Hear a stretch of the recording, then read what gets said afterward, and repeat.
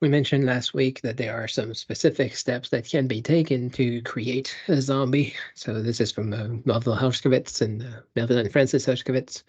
The Wizzyman claims the soul, making it his agent through which he accomplishes his ends. Other souls are obtained by digging up a recently buried body and taking it from some hair or finger and calling the ghost of the one who has died to enter into this. Some souls are brought under the control of a Wizzyman by stealing some of the water in which the corpse had been washed and summoning the Yorka to enter the water.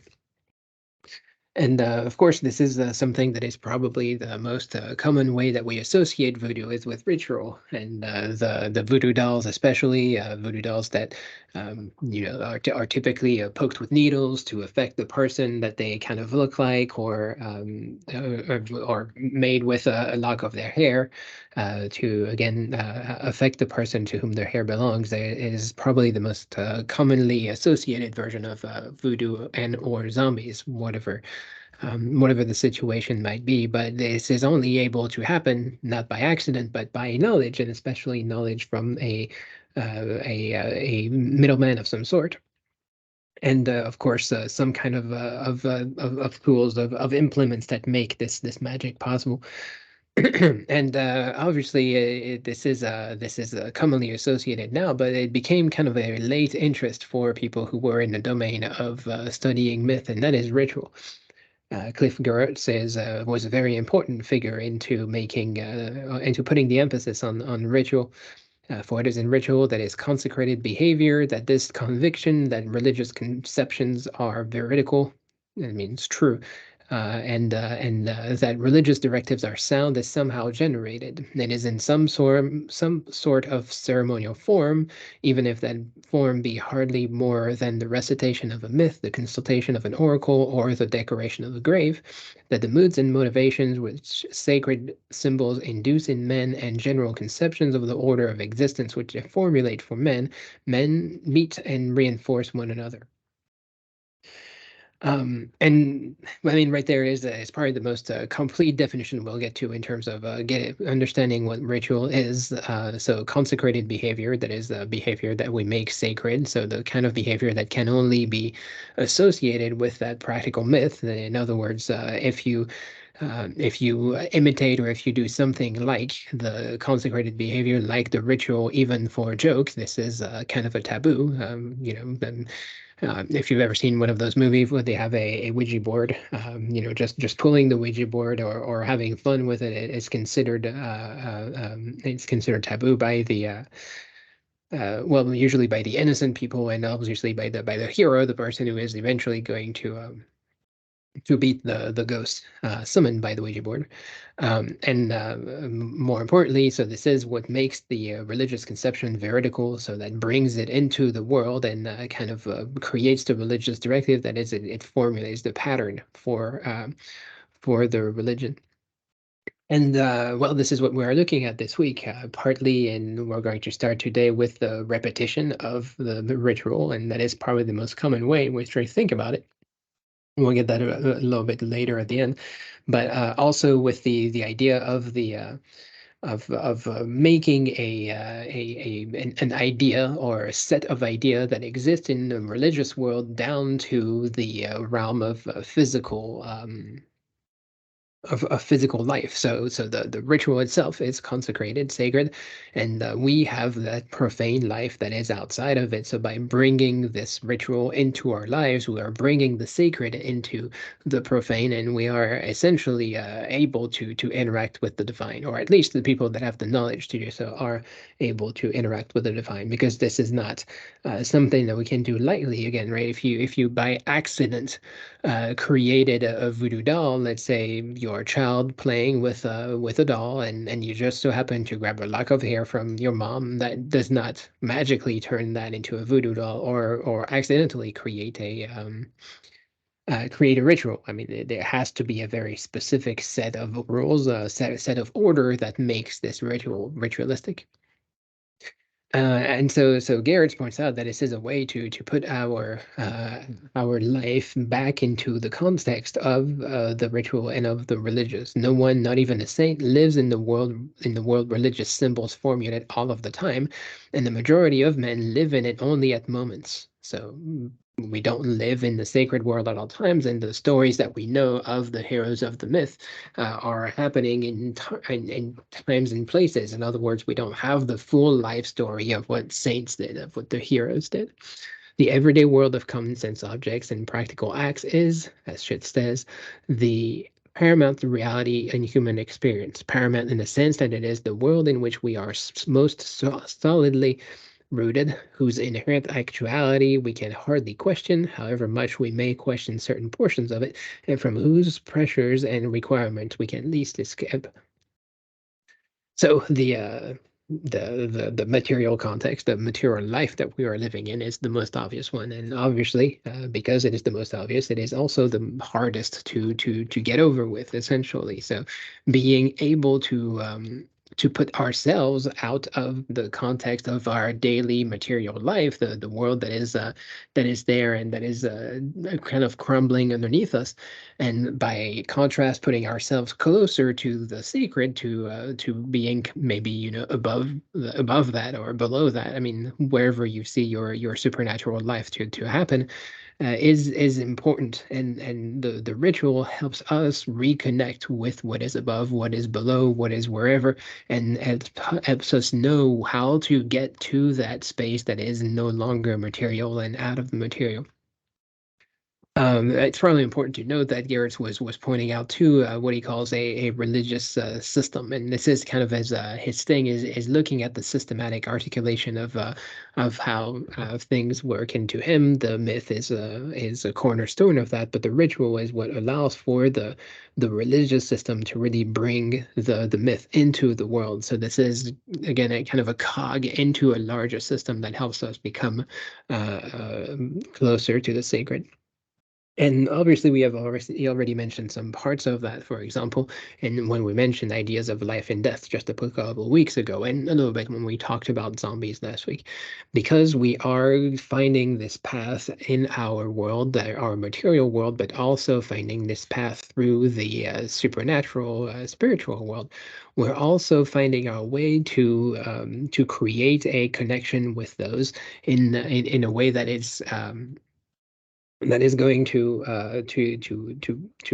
kind of solve a problem, if you will, that is going uh, to to um, to fulfill a role that is missing. So we go back to Iliad, saying, for example, whether history was governed by the movements of the heavenly bodies or purely and simply by the cosmic process, which necessarily demanded a disintegration, inevitably linked to an original integration, whether again it was the subject of the will of God, a will that the prophets had been able to glimpse, the result was the same. None of the catastrophes manifested in history was arbitrary.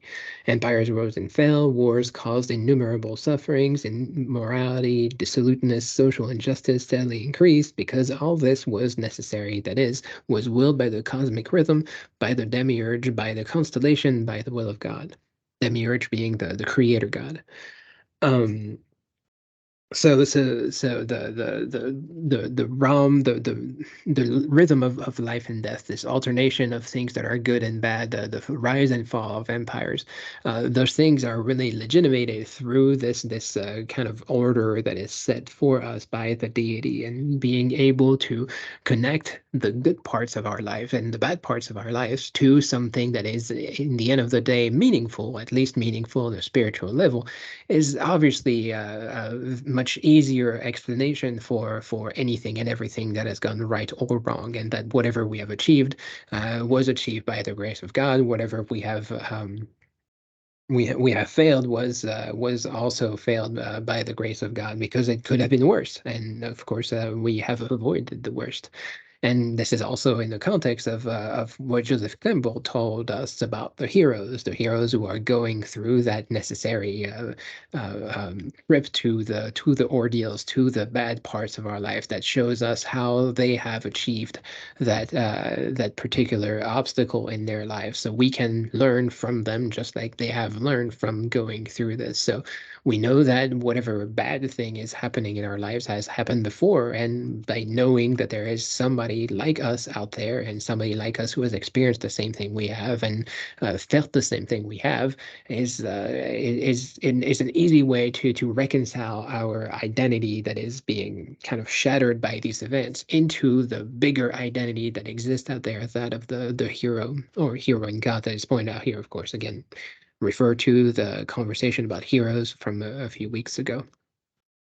So the sacred rhythm of life and death, the sacred rhythm of going through trouble, getting out of it, the sacred rhythm of this is kind of normal. So whatever good thing is happening is normal, and you should celebrate it when it happens. And whatever bad thing is happening in your life is normal, and you should be able to get over it.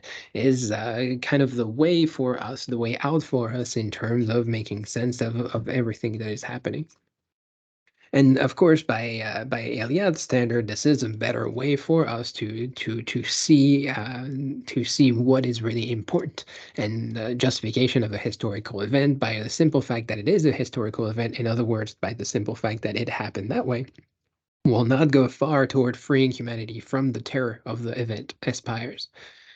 In other words, if we just say that's life, c'est la vie, for things that happen, it's not very satisfying. It does not provide us with kind of an extra oomph to get over it, as opposed to the hero that guides us, or the god that guides us out of those things, so that that little bit of inspiration that makes us more specific, more exceptional, and of course that had made them more specific, more exceptional before, allows us to get through it. And this is why when Campbell is using this vocabulary of the hero and of the circle, is that the hero is a hero by being able to break that circle, by not getting stuck into getting through ordeals and going back to wherever they are. They learn from it. So they show us not just the fact that it is possible to have good days and bad days, but especially they show us that it is a good day and a bad day, and then life keeps on going after that, and then you kind of keep on going. So they push towards that extra limit that exists out there. And we've known this for a very long time. For example, one of the first myths about a flood that appears to us from Akkadian culture, so dated back from 18th century before Common Era. So that would be Akkadians are the ancestors of the Sumerians and eventually of the Babylonians. Enki made ready to speak and said to the gods, his brothers, what calumny do we lay to their charge? Their forced labor was heavy, their misery was too much. Every day the outcry was loud, we could hear the clamor. So people are struggling. So in this world, we have the creation that happens, and we have some higher gods and some lower gods. The lower gods are working hard in their day, in their life, and the lower gods revolt and negotiate with the great gods to work less, essentially. So the great gods and the lower gods agree to create mankind, and mankind will do the work, will do the labor. This is their jobs. The lower gods, as a result of that, are relieved of their duty to the greater gods, and they relieve that on us, the regular people. But people, because they work all day, because they spend their life working, get tired, and they complain. They make too much noise, and that makes the gods angry. That's too much noise. The gods were trying to sleep, and they can't do that. So the midwife is present. Let her create a human, a man. Let him bear the yoke. Let him bear the yoke. Let man assume the drudgery of the god. So the gods are pawning off the responsibility on us, and then they complain that we do it. And so the ritual is created, the ritual of passing the buck from the lower gods to, well, from the great gods to the lower gods, from the lower gods to the mankind, and each and every time the one complains, the other complain, and a new form has to be created. And of course, the midwife is present. Let the midwife create a human being. Let man assume the drudgery of God. So we're repeating that sentence. The midwife is there. Let you, midwife create a human being. Let the midwife create a human being. Let man assume the drudgery of gods. They summon and ask the goddess, the midwife of the gods, wise Mami, will you be the birth goddess, creatress of mankind? Create a human being that he bear the yoke. Let him bear the yoke. The task of Enlil. Let man assume the drudgery of the god. So they're repeating. The gods are repeating their sentences. The gods are repeating their demands. The gods are kind of stuck in that spiral of we. There's only one solution to our problem. We need to create men, and the men are stuck in that spiral, and we need to have another solution to that. And eventually, of course, the god floods the earth and tells all of these people, just stop getting stuck in that place where you are. I'm more powerful than you. I get to tell you what it is. So, maybe accept your fate or find a better way to figure out your life. But this is kind of establishing that rhythm, and this is a structure that exists as early as the 18th centuries before Common Era. So, 4,000 years ago. And that is, of course, also how the Abrahamic Bible exists. The way in which the people were telling the stories of the Old Testament and probably the New Testament had to do with these repetitions as well. But it is important to note that when we read this Bible today, we have no point of reference to kind of the rhythms of the Bible. We can see how some parts repeat themselves, but there are also some kind of poetic functions that exist there. Saint Jerome told us in the 4th century of our era that Moses outshone all poets. For the story of Job, he represented in spondaic verse and composed the canticles, such as that of Deuteronomy 32 in elegiac song, so that they consist alternately of hexameter and pentameter lines. Of this fashion, there are 3 canticles of Isaiah, namely that of the vineyards, that of the city of Zion, that of Hezekiah. Emulating this, the ancient Greeks composed their songs in hodes and hexameter. So there is kind of a rhythm that exists in the Bible that is kind of lost to us. Most of us do not speak Hebrew and do not know this from the Old Testament. And again, most of us have read the translation that comes from the Greek version. So again, the stories exist in ancient Hebrew. They are written down and passed down by the ancient Greeks, and then they are translated into English. So through those years, we kind of lost some of the original poetry of it, even though St. Jerome tells us there was some poetry in it, but we don't know exactly how Hebrew sounded. So finding out the rhyme patterns for any of us is almost impossible. But we can also figure out how the repetitions in the text themselves work. So the text as the story as it is told and the text as it is kept kind of contains those seeds of repetition already, kind of pushing this idea forward of what is happening in the knowledge, what is happening in the story, and how that story is repeated over the years. And we've kind of mentioned this already in the formula that exists when we are telling stories, where we are telling myths, or even in the urban legends of whatever kind. There are some identifiable elements that exist that kind of have to be there, and that's how we know that those things are within the realm of a myth or a legend. So Once Upon a Time tells us the fairy tale, so we know that this is going to be this kind of story. Here, like other narrative folklore, urban legends develop 2 kinds of variations. Many changes are predictable adaptations to make the stories fit local conditions, especially in an oral tradition that is considered true, like legends. Circumstantial details of name, place, time, and situation often enter into the narrator's performances.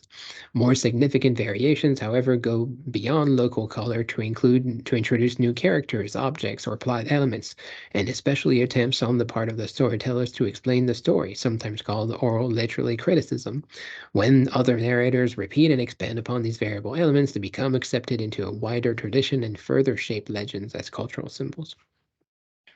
So we appropriate the story based on the little additions that are made over the years, and those stories become a little bit more unique, colorful, as they are mentioned here, by the details that we add to them. So the general structure we can recognize as a structure, and the general details we can recognize as meaningful details. And this is how those myths kind of build up this situation through the repetition of the acts. The ritual helps us repeat the myth repeats repeats the story as it has been told, that is told according to a pattern that repeats itself, to a language that repeats itself, just with subtle variation. This is also how we enjoy music. Typically, we have this repetition of music, maybe of a format, maybe of a notes of whatever, and then with a little bit of pizzazz added by the musician, we make that music a little bit more impactful, a little bit more meaningful to a handful of people.